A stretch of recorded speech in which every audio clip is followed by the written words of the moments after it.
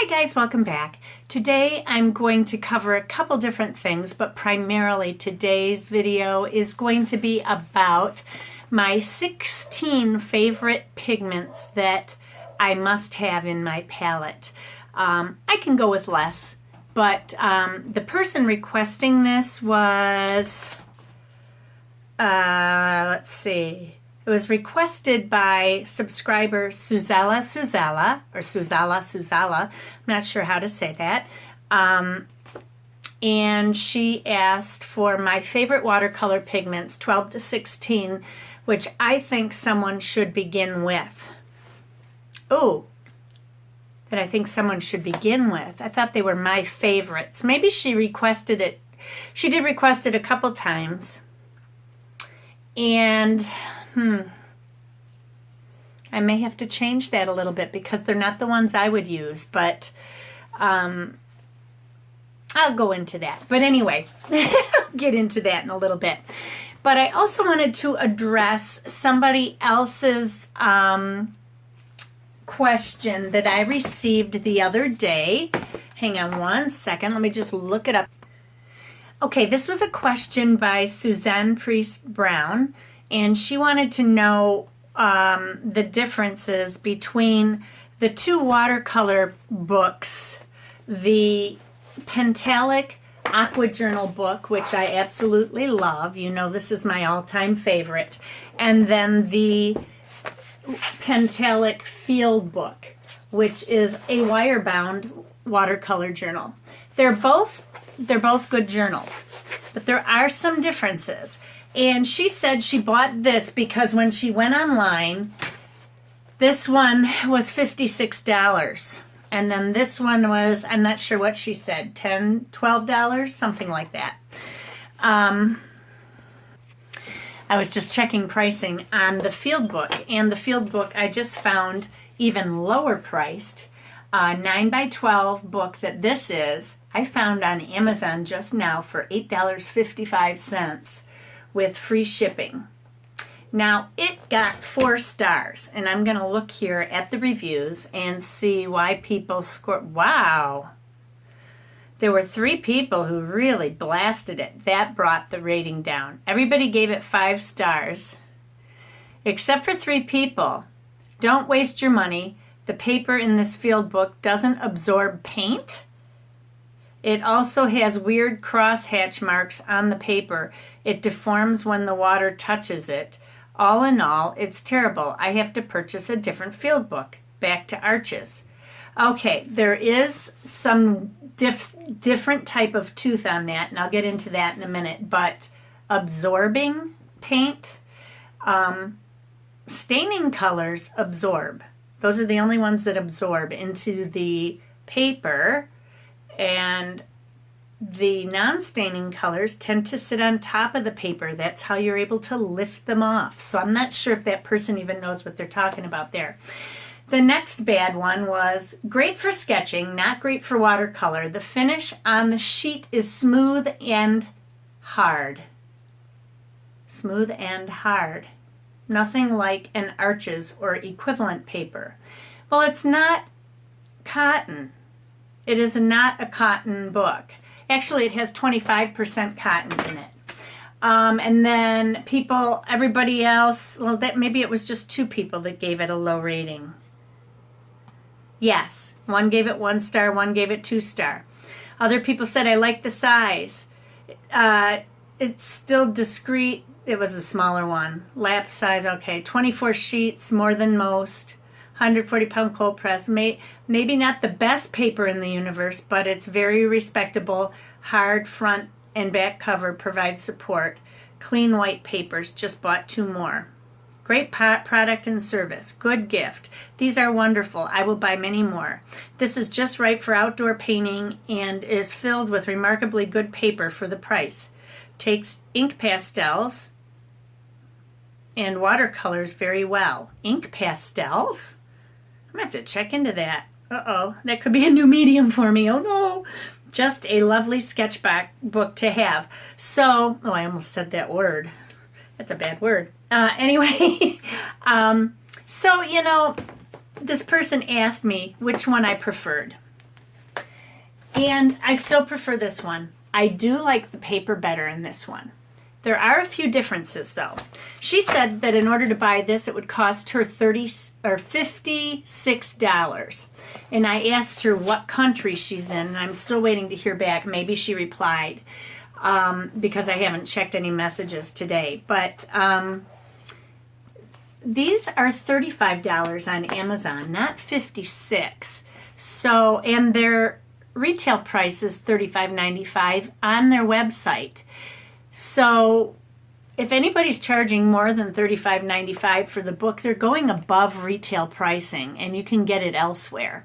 If it's because they've tacked on $20 for shipping, then your price is going to be over the $55 mark. But now there is some strange tooth to this paper. At first I thought it was crosshatch marks. It looked like little X's. But I took my phone, zoomed in, and took real close-up photos of it from here with full zoom on. And it's actually like little dash marks. And then there's this tooth that's kind of running up on an angle, and then there's dash marks going across. It's very, very fine. But it's not your typical bumpy tooth with your hills and valleys that most watercolorists like to see. The reason that most watercolorists like to see that bumpy tooth is because when you're using granulating colors, you get really cool effects where the granulating particles will fall down into the little valleys, and then on top you've got the transparency of the rest of the pigment. And so it does give really awesome granulation effects. This does not have that. The other thing that I'm not fond of on this paper is that the back side is a different tooth. Actually, the back side of the paper somebody might like more. It doesn't have the dash marks on it. And it does have more of the hill and valley kind of look to it, but it's almost smooth.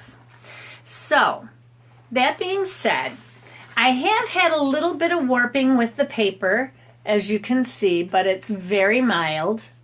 But that's the warping I've gotten. And I don't get that with these other books. You can see I'm not really getting it with the other book. Now, it could be that I have this over it and it's flattened the paper, but these aren't that strong, so I'm really doubting it. The other thing is that on this paper, the tooth is very, very fine. Excellent for pen, excellent for fountain pen. You're not going to have any catching on the paper because the tooth is so fine. And the tooth is the same on both sides. Oh, these dogs. Hang on. Looks like my son's girlfriend is here to pick up her dog and take him for the day. So I think that I'm gonna... Oh, they stopped barking. No, they didn't. I'm just going to stop for a minute and I'll be back for the interruption. Anyway, so if I were to choose a book, I feel like this paper is nicer paper. I feel that it lays flatter, and maybe it does have to do with this stamping technique or whatever they used on their paper. But I did both of these paintings in this book. I had no trouble with these paintings at all. I was not doing huge wet into wet techniques. I did have one little spot right up at the top here where I got a little bit of a bloom because my paper wanted to roll over. And that was on the back side of the page. This one was done on the front side of a page, and I had no problem with it. And then this one, I had no problem doing that painting. And let's see, these ones, I had no problem with these paintings, aside from not feeling well the day I did that one, so it didn't turn out the way I had hoped. And then this one that I did yesterday, they were all done in the field book. They make perfectly fine paintings, so Would I use this paper to tear out of a book and put into a frame? Probably not, because I have better papers for that. I would use this primarily for journaling and for urban sketching and that kind of thing. The same holds true with this.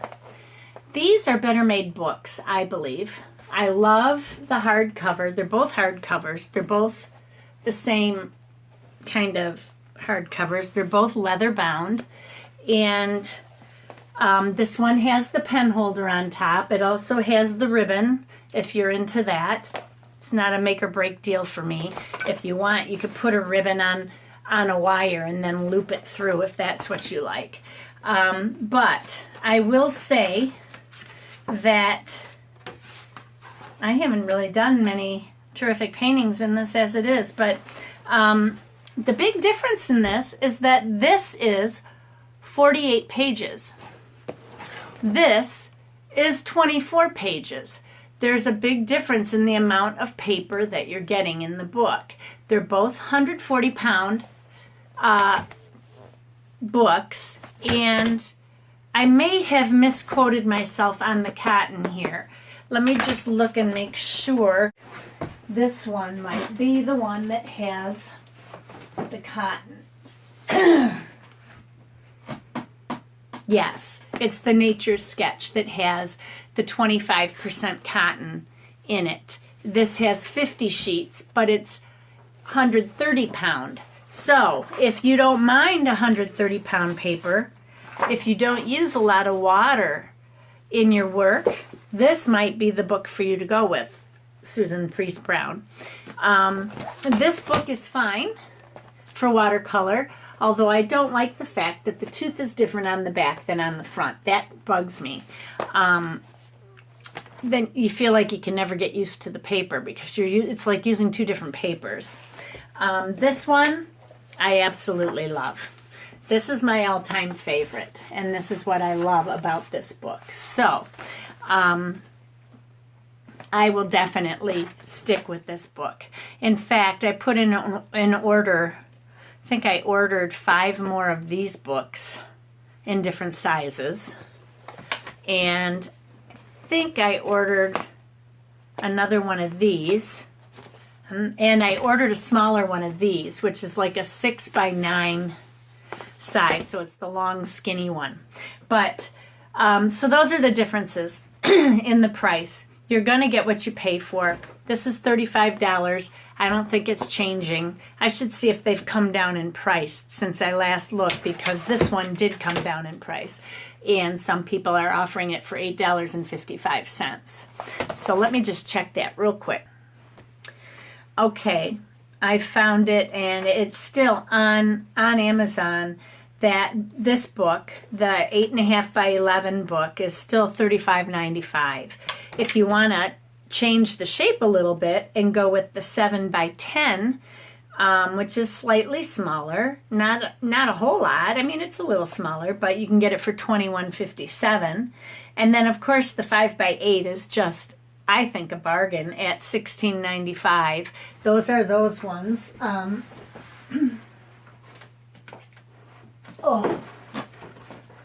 This size. That's the 8.5 or the 5 by 8 size.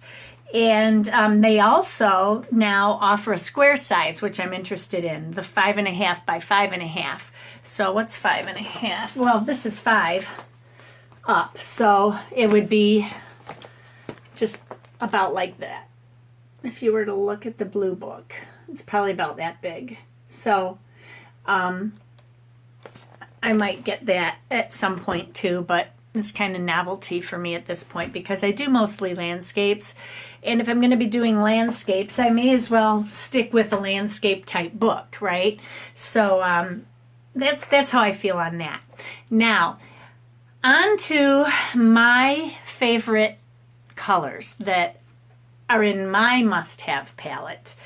I'm going to go through those one by one for you, and there are some, though, that are made with multiple pigments, which may not be good for a beginner palette. A beginner palette, I would cut way down to 12 or less pigments. And probably even less than that, because you need to learn to mix colors on your own. Mixing colors and making color charts is an awesome way to learn how to paint with paint, using pure pigments, one single pigment in a tube. Like, I'm going to look at some of mine here. Well, like, okay, ultramarine blue, for instance, is PB29, standard across the board, PB29. It's a single pigment. So when you mix it with other colors, you're not going to get mud as easily as you would with pigments that might have 3 pigments mixed together to make one color. A good example of that would be my quinacridone sienna, which I love. It's that orangey brown. I use it a lot instead of burnt sienna, but it is actually PO48, which is quinacridone burnt orange. It's PR208, quinacridone coral, and PY150, which is nickel azo yellow. It's those 3 colors mixed together in a certain formula that make that quinacridone sienna. So mixing it with other colors, you have to be careful because you already have three pigments mixed together. And when you start adding 1 or 2 or 3 on top of it, you may have 6 pigments. And if you don't know what you're using, then mixing them together will likely give you mud. So for beginners, I say to stay away from those kinds of pigments. Sticking with single pigment colors like, what was it? The core colors that I was telling you about. Now, all companies make them, but these core palettes are good because there were only 4 pigments in the entire series that had more than 1 pigment in the tube. And the rest of them were single pigments. Like, okay, for instance, Payne's Gray is always a multi-pigment thing. Now, this Payne's Gray has PB15-3, PBK7, and PV19. But Daniel Smith makes it a different way. Their Payne's Gray is just PB29, which is ultramarine, like I told you, and then PBK9, which is an ivory black. That's all they use. And this Payne's Gray, they add a violet in there also, which changes their color a little bit. That's why when you see a name like Payne's Gray from one company, it's not going to match the Payne's Gray from another company because they're putting different pigments in their formulations.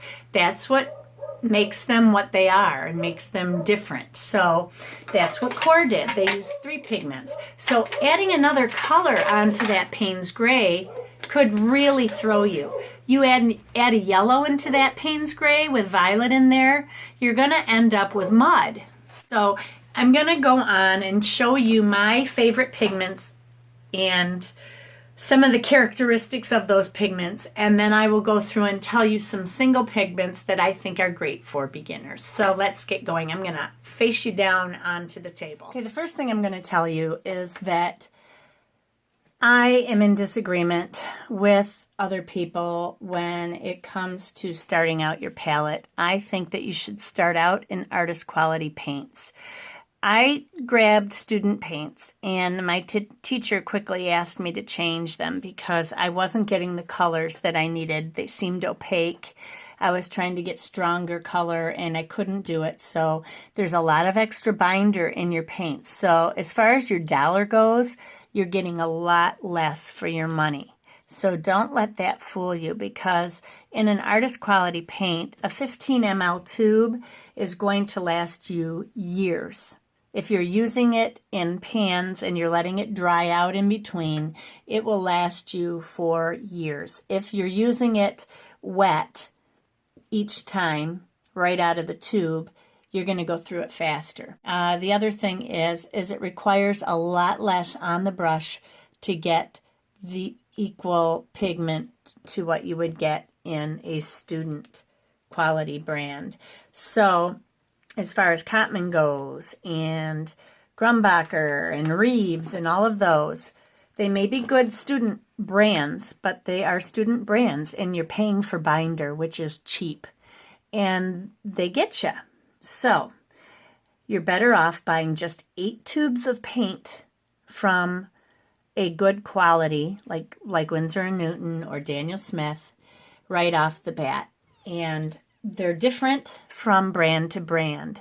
Their pigments are different and their light fast quality is different. So where some brands offer a lower quality of light fastness, other brands will offer an excellent quality in light fastness.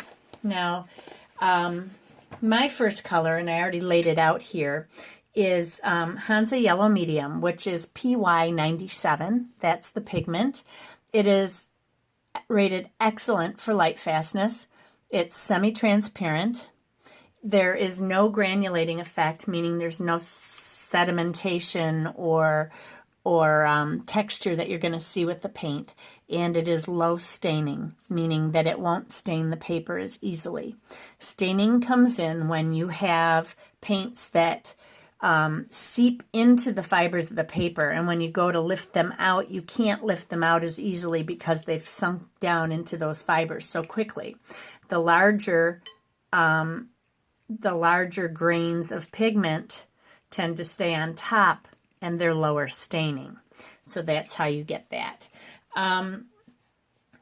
Another thing, another one that I like is New Gamboge, which is the one thing I wanted to say about Hansa Yellow is it's neither warm and it's not cool. It is right dead center, which makes it an excellent formulation. New Gamboge is my next one, and this is a warmer one. It leans to the orange side almost, and next to this looks very orange, but it's really not an orange pigment. It's more of I think of it as a yellow, my warm yellow.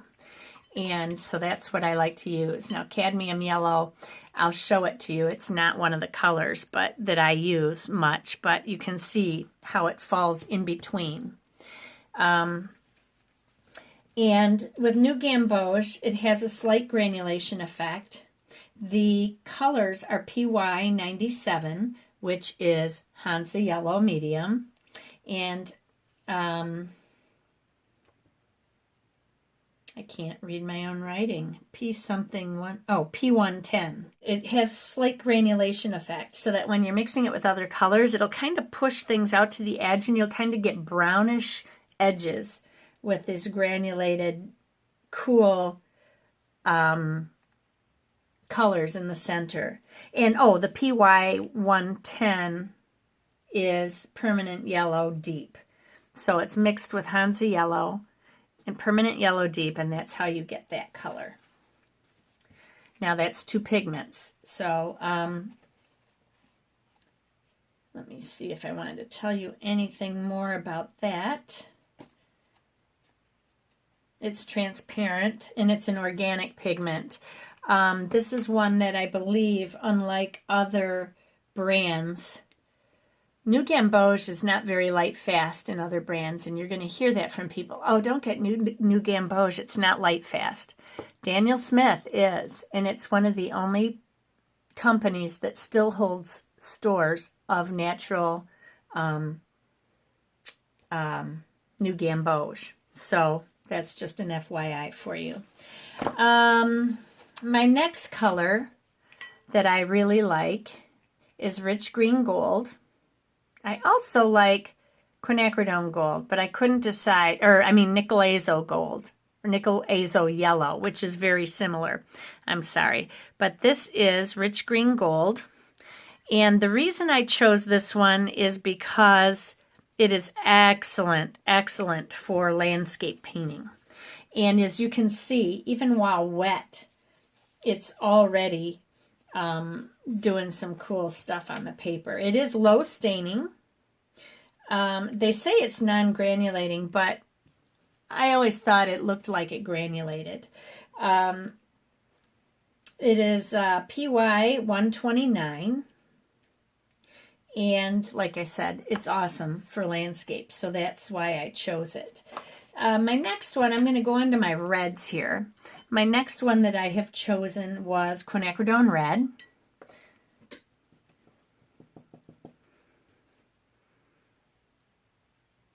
It's got a very interesting hue to it.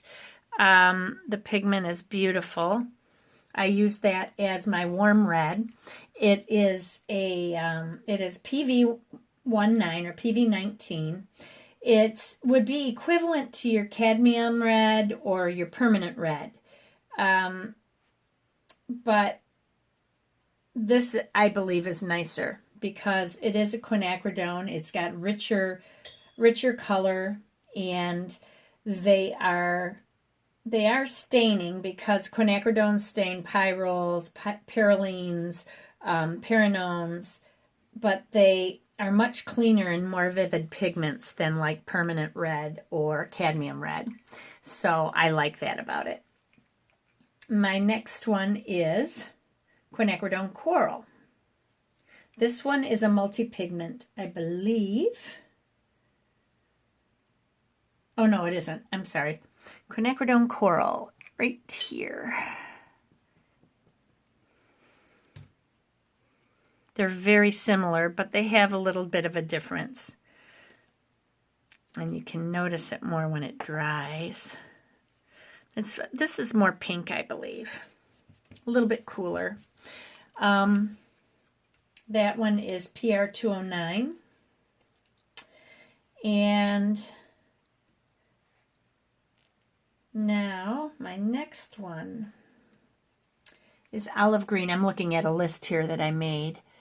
Olive green. This is another one I like. If I had to drop one, I would probably drop the rich green gold and then pick quinacridone gold, but I really love olive green. These are very similar though. So I would probably just choose one, and I would probably choose olive green and then either go with quinacridone gold or, like I said, Nicolazo yellow. And I'll show you the Nicolazo yellow. Here's my Nicolazo yellow. And then quinacridone gold is a deeper color. This is quinacridone gold.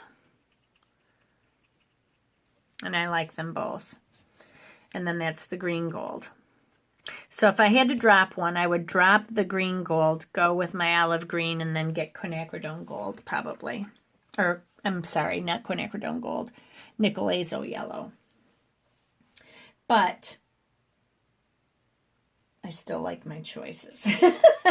So the olive green, these are all very light fast, high light fast ratings. New Gamboge is a 2 though, which is about as good as it gets. It has a slight granulation effect. It's like a golden orange yellow. And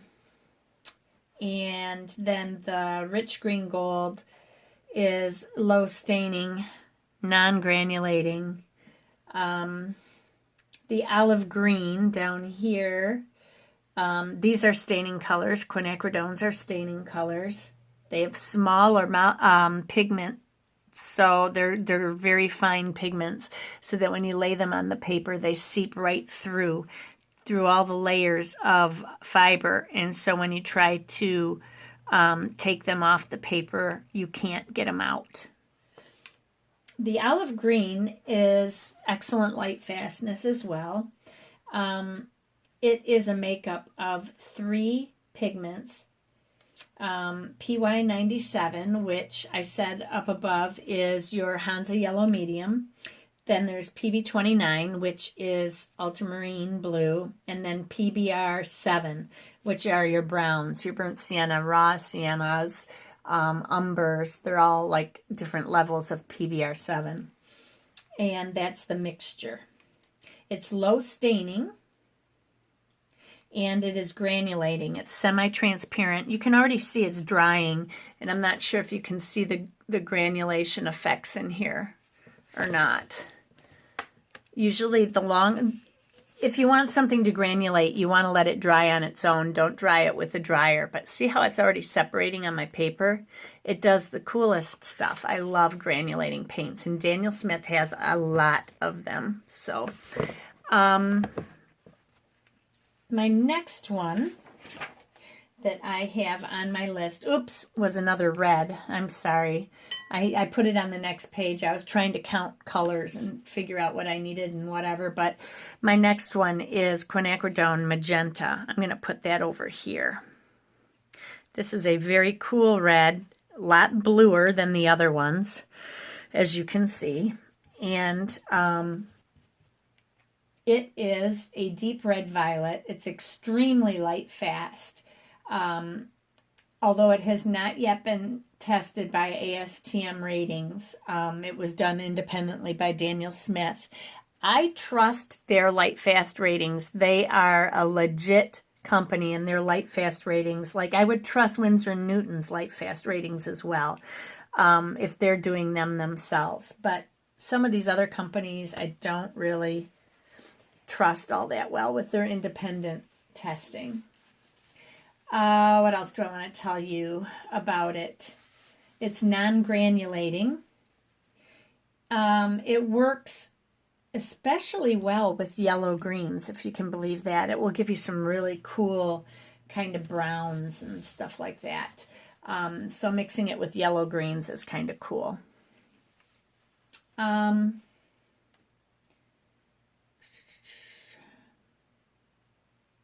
My next one I have listed is sap green. Let's see. Here's the sap green. Now this sap green, though, is not Daniel Smith. This, I believe, is still Cotman. And you can already see how much more binder is in this. I don't get the rich color that I would get with Daniel Smith's. Daniel Smith's gets really deep dark. And I plan to get that back in my palette. I was just using up what I had, which came in a subscription box. And that is PO48, PG7, and PY150. Actually, that's Daniel Smith's formulation, which is very excellent as far as light fast rating, is not ASTM tested. But the PG7 is phthalo green, PY150 is Nicolezo yellow, and the PO48, I already told you, and I forgot what it is. I think that's the, is that Hansa, Gamboge, Hansa? No, that's PY97. Quinacridone burnt orange, that's right. So those are the three colors. Phthalo green, Nicolezo yellow, and quinacridone burnt orange give you sap green. And that is one of the colors that I would say would be okay in a beginner palette, as long as you're not, well, you'll find out. If you're mixing it with other colors and you keep mixing and getting mud, it's because you have multiple pigments in that color. It is a non-fugitive formula, Daniel Smith says. It will not fade over time. It's transparent, it granulates, and it's medium staining. It mixes well, though, with most pigments, but leaves a stained residue when you try to pick it up because of its granulating effect. You can mix it with French ultramarine to get really pretty mossy greens. Like a golden green, or you can make it deep by adding more. Let me show you here. If I add a little ultramarine to it, you can get kind of mossy greens, and then if you add it very heavily, you're going to get more of a shadowy green effect, which is really pretty. Then you can also mix the greens with like burnt siennas or quinacridone siennas or burnt oranges, and it gives you some really cool brown effects. I'll just show you that right here. If I put it on here, and then I add like a little bit of quin sienna, which is going to be super strong, you can get a really cool brown effect. If I put it with like a, let's see, a raw sienna, it gives you a strange kind of a brown effect. So you can get different colors of brown with it. I've got a little too much quinacridone sienna in there. I'm having trouble mixing it because it's not a Daniel Smith color. The binder's throwing me off. My next one is Undersea Green, which is another multi-pigment color. It is PB29 ultramarine, and then it's PO49, which is your quinacridone gold. Now you could mix these yourself. The thing is these have been mixed, pre-mixed, ready to go, and you're going to get the same color every time. And that's why I like using colors like that. Rather, I get lazy about mixing myself, but this color is just absolutely gorgeous, and it's going to be granulating because it's got your ultramarine in it, and we know that ultramarine blue is a granulating color. It is very light fast, extremely light fast. They've given it a 1 rating, excellent, but it is not ASTM certified at this point. It is semi-transparent, and it's medium staining. Now, if you mix it with Moon Glow, you'll get some really cool, like, atmospheric looking things. Let me show you. I'm going to mix it here. I don't know if I can mix it on the palette or on the paper. Whoops, that's the wrong color. Get my Moon Glow here. I love Moon Glow. See, it gives you some really cool shadowy effects. And I'll just put Moon Glow right over my green when I'm painting to get shadow effects. But very cool. You can do that with ultramarine too and get the same kind of effects to get your shadow effects. Just depends on how you want to look at it. So it does lend well to atmospheric kind of looks. It's also really pretty when you just touch it damp or dry brush it with interference gold. I read that online. I don't have interference gold, but now I'm tempted to buy it. See, they get me. They get me. I just want to buy these things up. That's why I had a palette that's this huge with all these colors. But a lot of them I won't replace. As I'm painting and getting rid of them, and some of them I can't get rid of because I just don't use them, then I replace them with a new color and I try a new one. And I already have a list of 3 new colors I want to try. My next one, of course, is ultramarine blue. I think that's seriously something that every palette should have, is ultramarine blue. Even if you only had one blue, you want ultramarine. It's a beautiful, beautiful color. It's one of my favorites. Because my camera shut off. Ultramarine blue is PB29. It has a light fast rating of 1.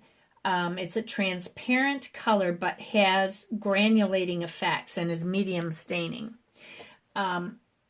It's cooler and bluer than French ultramarine. I do not have French ultramarine, but somebody who did a side-by-side test was Tio Chi on his channel. He did that.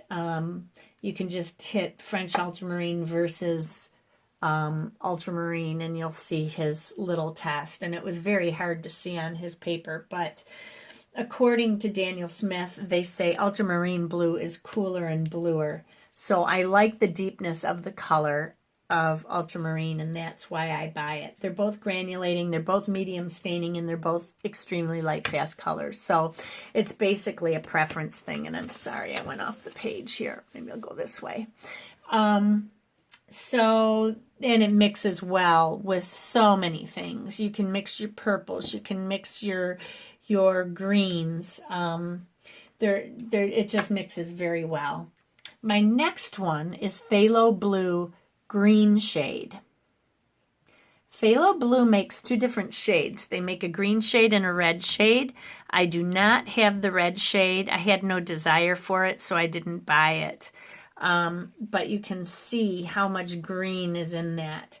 And it mixes really, really well. It's a transparent color, extremely light fast, excellent. It is PB15. It is a super, super staining color. That's why they tell you when you use ultramarine, a little dab will do ya. Because if I put a lot of pigment on here and then brush it on here, look how deep it gets. that color will just drown out any other color you use. And when you're using staining colors like your quinacridones, your perylines, your pyrroles, your, oh shoot, what else? Did I say quinacridones? Your pyranones, all of those colors that are staining, if you're mixing a color, you want to use the weaker color first. Always start with your weaker color. So like if I were mixing a green, let's say I'm going to put my phthalo blue down and I say, oh wait, I want to make that green. I forgot. So I grab my Hansa Yellow Medium and I go to mix my green and I think, oh, that's not green enough or yellow enough. So then I add more yellow to it and I'm adding more yellow to it and then I've got this big puddle and I can't make it any yellower because I've got too much pigment. It's easier if you just go with your yellow like that and then just take a little dab, just a little dab on the end of my brush. That's all I have right there on the tip, and mix that in. And even then that came out really super strong. So you have to be careful with them.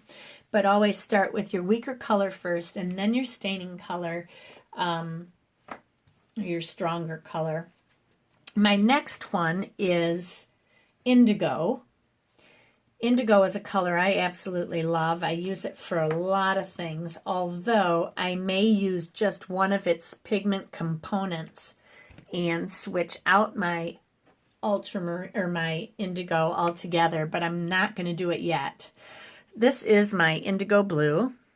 I love the deep dark color that it gives. Is just beautiful.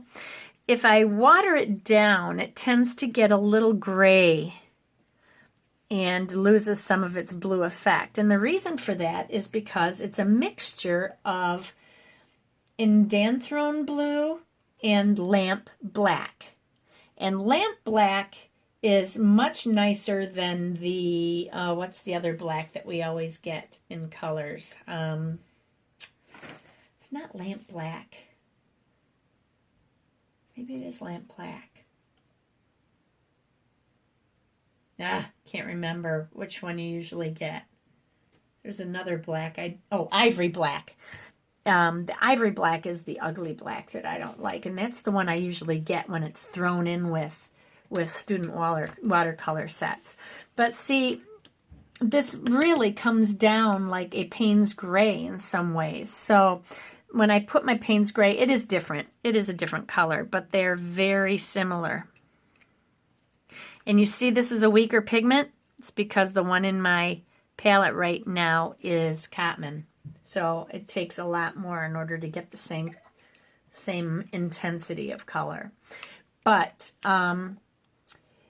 the indanthrone blue is a blue that I'd like to buy. And if I were going to do that, I would probably knock out my indigo, throw in my indanthrone, and then I would mix myself to get the colors that I need for my grays. Another way to mix a gray, you really don't need a Payne's Gray in your palette because you can mix that gray yourself, and I'll tell you that in a few minutes. My next color, the indigo blue. That is PB60 indanthrone blue, PBK6, which is lamp black, and it's a very nice black. It's a rich black. It is a #1 in light fastness, excellent, but it is not yet ASTM rated. It's transparent, it is non-granulating, and it's medium staining.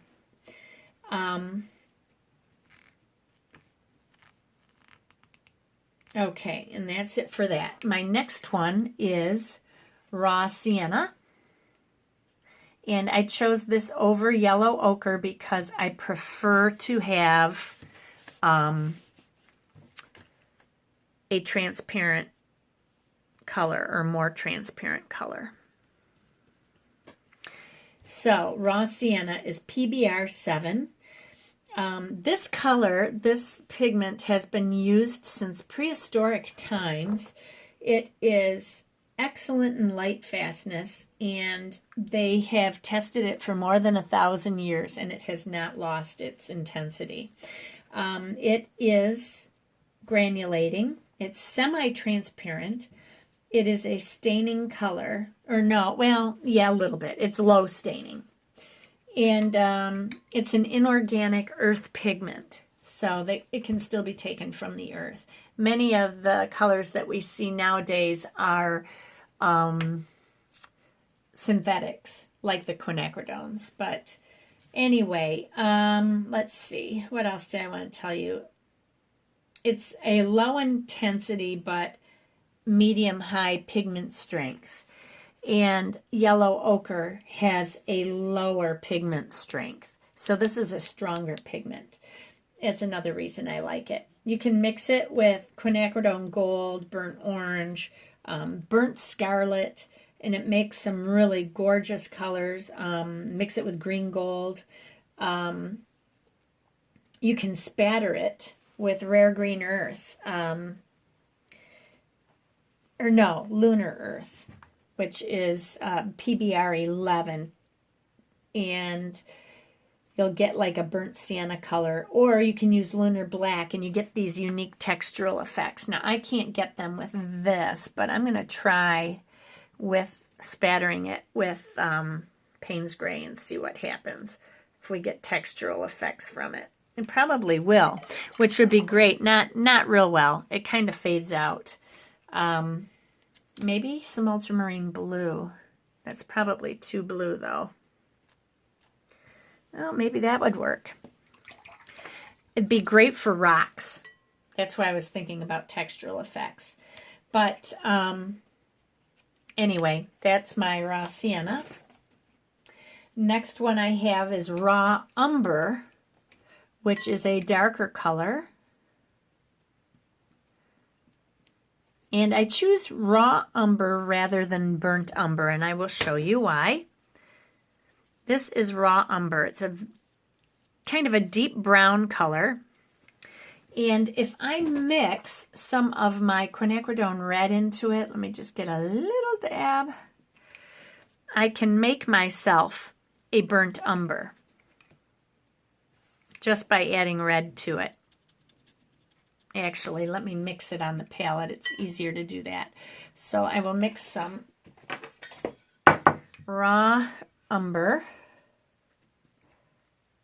right here with some quinacridone red, just a teensy bit. That's still a little bit red. Get the raw umber again. And we get this richer color here. And then if I look at my burnt umber,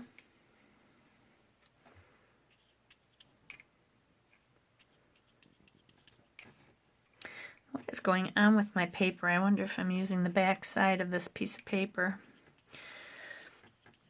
There we go. They're almost the same. I probably needed to add a little more red into this. There we go. See, and I can get the same color. So there's no reason for me to have the burnt umber and the raw umber. So I chose the raw umber, and then I figured if I want burnt umber, I can just add red to it and it would be fine.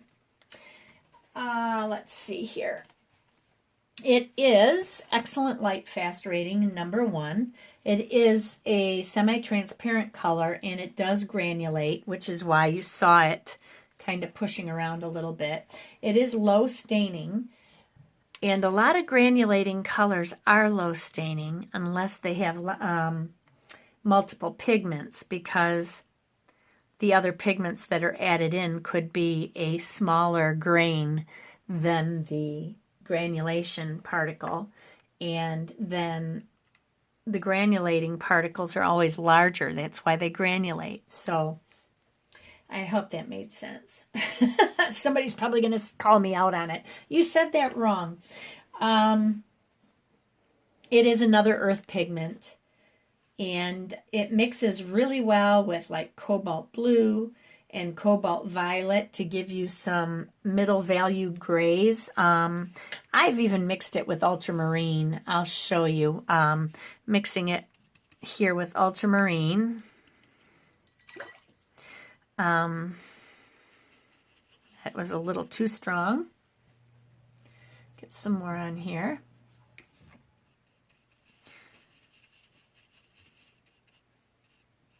That gives you a certain gray. Then you can mix it with cobalt, which is not in my top colors on my palette, but I do have it in this one.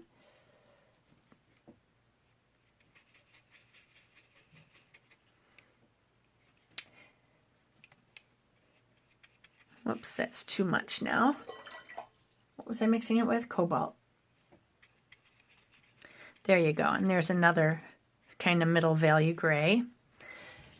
So you can see that you can mix it with other colors. This is things that I think as a beginner you should try. Only do it a lot neater. Make yourself charts and start mixing colors together and see what you come up with, because you might find, whoa, that's the perfect color for the mountain that I'm doing, or whatever, you know.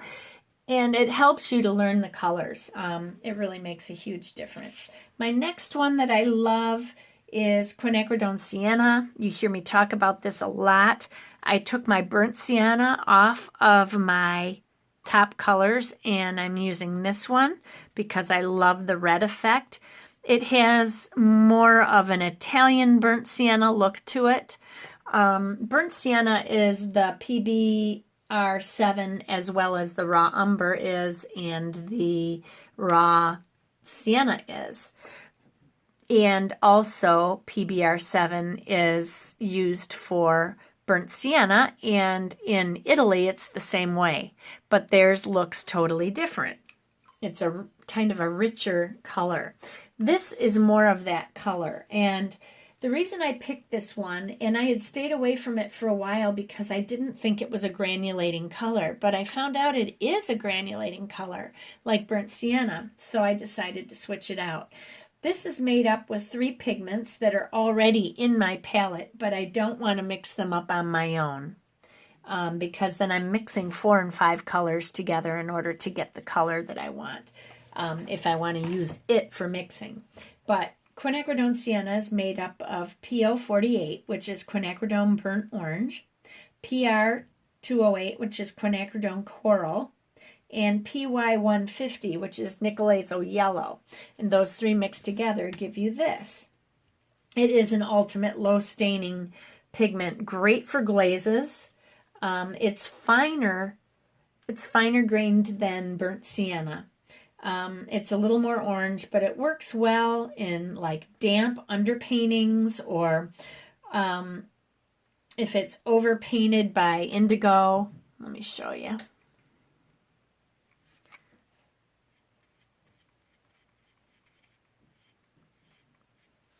See how you get that beautiful rich brown or Payne's gray.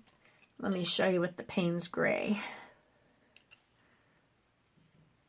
They're very similar pigments, so you're going to get similar colors. I don't know, though. That was not Daniel Smith. So, let's see.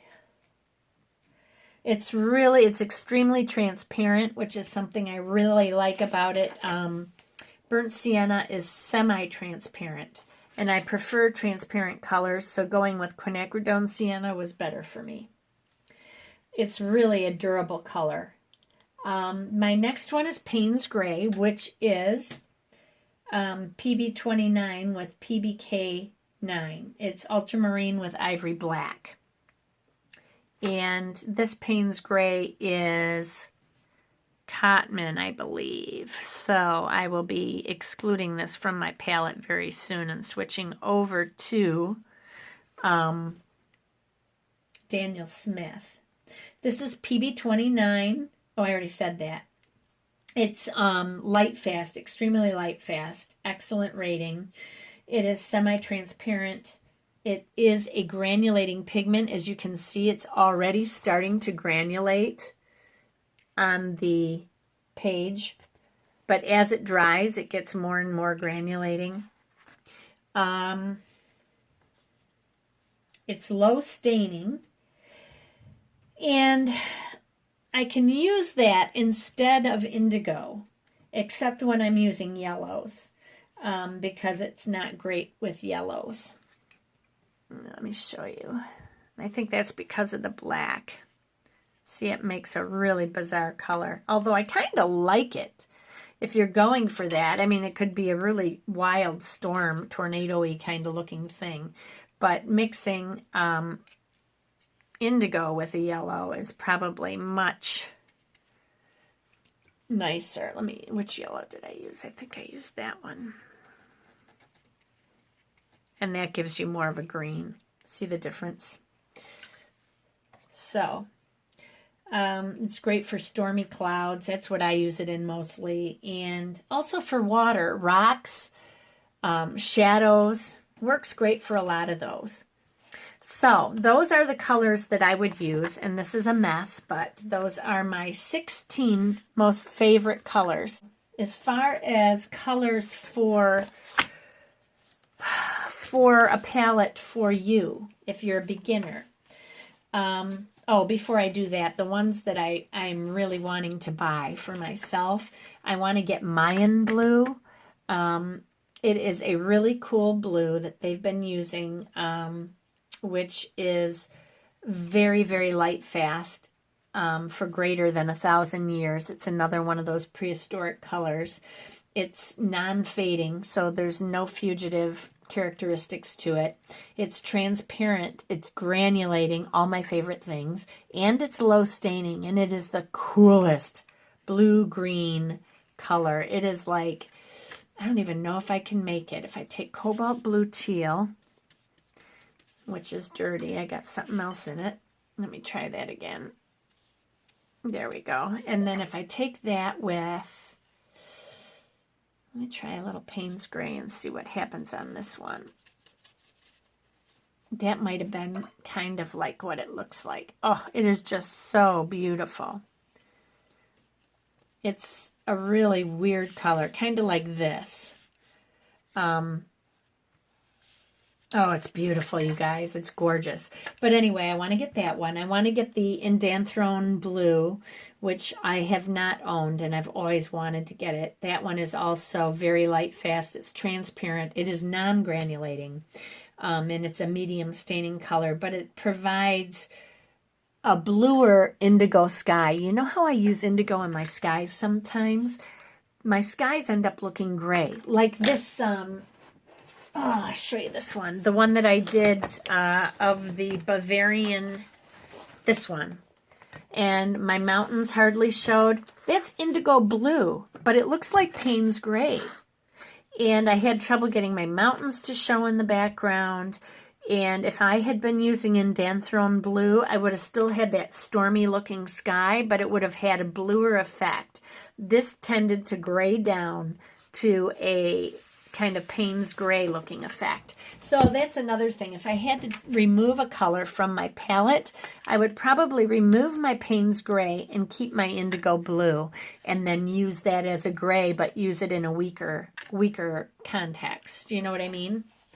And I want to try that Lunar Black, because I was reading about this color, Lunar Black, and it's exclusive to Daniel Smith. Nobody else makes it on the market. They have a lot of colors like that, but it is exclusive to them. It is a natural pigment with particles that they react like magnetic shavings, where they attract and repel each other.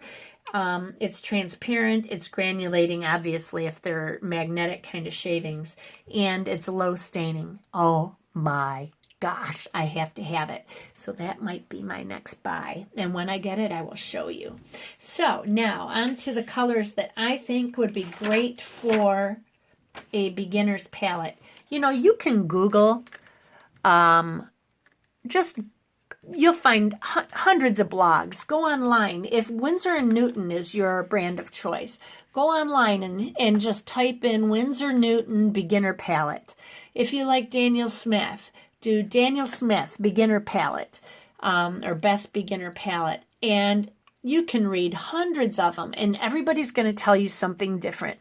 Like another color I don't have, which I would like to get, is quinacridone rose. I've had quinacridone pink before, and I liked it. I'm almost out of it. This is my last little bit right here, and I haven't been using it because I've been using my magenta more, which is very different. I mean, they're very different colors. I can tone this magenta down to a pink if I want to. I can make it pinky, but it's more of a purpley pink, right? And then my quinacridone pink is just a brighter color. Quinacridone rose is a pink like this, only it has a warmer reddish tone to it. So it could be your, actually it would be your cool red, but it's got a warmer color than this. Did that make sense? It's warmer than this, but still considered a cool color. So anyway, the colors that I chose that I thought would be good for a beginner palette are quinacridone gold, Hansa yellow medium, which is a neutral yellow, aureolin, which is a very cool yellow, and mine is kind of dirty. Let me see if I can get it out here. This is all I have left. I never use it. I always use Hansa yellow medium. So, see, this is dirty, so it's not giving you the brightness that it should have. But anyway, that's cool yellow. And I just prefer my Hansa yellow medium to it, which I think is actually a little brighter, but it is, I don't know. This one was dirty, so it's hard to say. But New Gamboge, which is this color, the orangey yellow, and these are all single pigments, or mostly all single pigments. Ultramarine blue, phthalo blue, green shade, not red shade, sap green, which is a triple pigment color, burnt sienna, only I would go with quinacridone sienna so that you don't need an orange. You won't need to get a pyrrole orange or anything like that. You can get the quinacridone sienna and use it. You can brown it down with another brown or with a little bit of blue in it, like if I use this. And depending on how much blue you put in, if you put in a lot of blue, you're going to end up with like a Payne's gray. But if I just do a little blue, well, that's still too much. See, it made it black, but there, just a little blue. You've ended up with more of a burnt umber color. So you really don't need the burnt sienna. Quinacridone magenta. That's this pretty color that I showed you. That's a very cool red. Quinacridone red. Instead of permanent red, there's reasons for that. Cadmiums and permanent reds you should really avoid, because quinacridone red will give you a more vivid pigment and you're still getting the transparency and everything else that you would get, although a cadmium is usually semi-transparent. But anyway, I say quinacridone red is nicer. That's this color here. Oops, no it isn't. I need another piece of paper. Here's another piece of paper. Which one is quinacridone red? Yeah, that was quinacridone red, this one. There we go. Then I said, okay, and then I said quinacridone magenta, which is a cooler red, and you can make your purples with that by adding blues, ultramarine, just, there you go. Look at that. You can keep adding more to it, and then you get a deep blue violet. You make beautiful colors with that. I said New Gamboge. That was another one I said. I said New Gamboge. Whoops, that wasn't New Gamboge. Oh, it was, but I had red in there, so skip that color. There's New Gamboge. And I said quinacridone gold, which is this one. I said Hansa yellow medium, which is this one. I said sap green.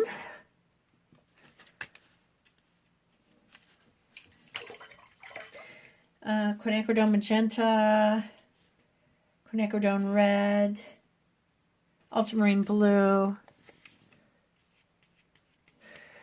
and phthalo blue green shade, which is this one, and raw umber. Did I put raw sienna in there? I did not. Raw umber, and then raw sienna. I say that over yellow ochre. There's a slight difference in color. I'll show you. This is yellow ochre. Oops. Let me clean it off first because there's some dark on it. It looks like it got Payne's gray on it. I don't want to change the color on you. There we go. See how similar they are? But I just love the richness of raw sienna better. I think 10 is plenty. So 1, 2, 3, 4, 5, 6, 7, 8, 9, 10. And that's all you need right there. And you can start out with 5 ml tubes if you want. I wouldn't do that in the main colors that you know you'll continue to use, like ultramarine blue. Everybody uses that. Your raw umber and your raw sienna, I would make those full 15 ml tubes, maybe your sap green. Then the others, just do 5 ml tubes to keep the cost down. But now you know my favorites and the ones that I recommend. And the reason I recommend these colors is because they are single pigments. The chances of you making mud out of a color are much slimmer if you're starting them all off as single pigment colors. And what I mean by single pigment colors are like the mixes, like my olive green, which I said is a great color. Not great for a beginner because it's made up of PY97, PB29, and PBR7, which is Hansa Yellow Medium, ultramarine blue, and your sienna or umber color. You can make it up with those 3 colors. You don't even need it in your palette. You see what I'm saying? So if I took my Hansa Yellow Medium and my, let's see, take some Hansa Yellow Medium right there and some, let's see, I'm going to use some raw sienna. Might have needed raw umber, but I can always change that. They're the same pigment. And some ultramarine blue. Yeah, that didn't work. It's a little bit dark, but it's close. I need a little more of the Hansa Yellow Medium.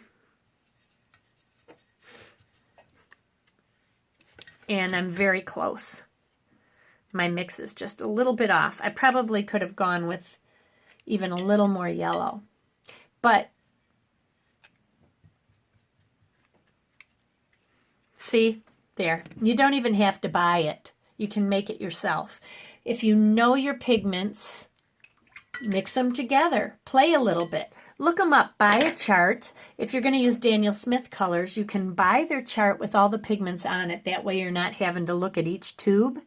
And you can mix your own colors by looking them up and say, oh, I can mix this color if I just use this pigment, and this pigment. And wow, I've made an olive green or whatever. So you don't need a lot to start out. And that's why I say stick with single pigments. I couldn't make mud with that. I could make different values of color depending on how much blue I added or how much sienna I added or whatever. But I'm always going to end up with either a bluish green or a greenish brown or a greenish yellow. They're all going to be beautiful colors. But that is my advice to you. So if you have any questions about it, just leave them down below and I will try to answer your questions. I hope I didn't confuse you anymore. I would just stick with 10 colors at the most. You could even do 8 and you'd be fine, or 6. Warm and cool blue, warm and cool yellow, warm and cool red. And you can make every color under the rainbow. That's all you need. So just make sure that they are single pigment colors and they'll be easier to mix. So that's my advice. Everybody have a terrific day, and don't forget to be kind to each other. Bye-bye.